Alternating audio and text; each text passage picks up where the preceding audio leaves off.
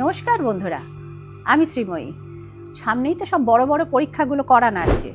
কি করবেন? আচ্ছা, আপনার ছেলে মেয়ে কি অঙ্কে দুর্বল, অথবা ভৌত বিজ্ঞানে কিংবা ভূগোলে? কি করতে পারেন যাতে তার অঙ্কের ভীতি বা অন্যান্য সাবজেক্টের ভীতি কেটে সে পরীক্ষায় ভালো স্কোর করতে পারে?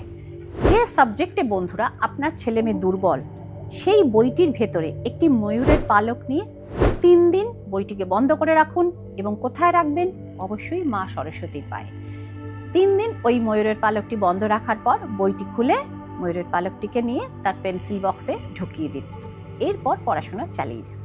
দেখবেন ধীরে ধীরে ধীরে ধীরে ওই সাবজেক্ট থেকে তার কিন্তু ভীতি কমে গেছে। এবং পড়ার টেবিল, যে টেবিল ক্লথটি আপনারা পাতেন, অবশ্যই যেন সাদা বা সবুজ রঙের হয়। এবং সঙ্গে রাখবেন 3টি পেন্সিল, পেনের সঙ্গে 3টি পেন্সিল শার্প করে কিন্তু কেটে ওখানে ওটা রেখে দেবেন টেবিলের ওপরে পেন্সিল বক্সে। এবং সেক্ষেত্রে সেটা কিন্তু ব্যবহার করবেন না। ফলো করে দেখুন শ্রীময়ীর টিপস, ফল পান হাতে নাতে। নমস্কার।